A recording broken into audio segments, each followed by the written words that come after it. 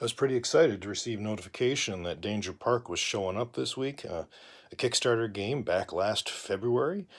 February 29th was when it was finalized and showed up today on my doorstep, and I wanted to share it with you here real quick. Take a look at the cover art here on the game. It is vibrant. It really pops.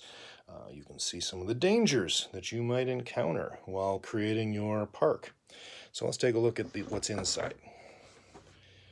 Right off the bat, you've got your rule book, and I know it's gone through a couple iterations since they first put out the PDF and the original rules, so I'm interested to read through that later today and see what changes there might be. But the colors are really good, the quality of the pages seem really good. The layout looks a little bit different, which will hopefully help with the flow of the game. I know I struggled with that when I was playing it online, but that's, learning the rules and kind of going between tabs trying to find the rules and play the game at the same time. What I do like is they give suggestions for how to store the game. I'm a sucker for games with built-in storage, so I was happy to see that. And let's take a look at, there's even an example turn on the back, which I think is going to be very helpful as I learn the game. We get into the components. We've got the plastic bases for the different things in the game. We've got bags. Always can use more bags. We've got our minor and major policies in here, which of course are what you're going to use to help score some extra points, extra money throughout the game. We have improvements. You can call them improvements, maybe.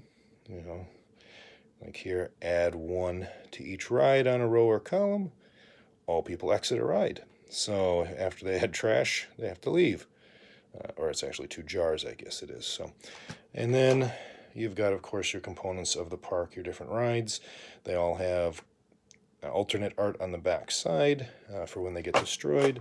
We have some reference cards here as well so that you can remember what all your dangers are and what the people are. And I think that's going to come in handy to have off to the side. The dice seem like they have a good heft. There's nothing real spectacular about the dice. Your typical 8-sided die. And then, of course, our meeples, our patrons that are coming in. I was surprised picking them up. There's not a lot of heft to them. I thought they'd be a little bit heavier. That's okay, though. They do look like they're high quality. And, I'll be curious how they stand up to play, whether they chip at all or if any color comes off of them. I mentioned that I'm a sucker for this. I love the fact that they built in and they worked with, as you can see, game trays right there. And we've got a couple smaller trays to make it easier to spread around the table.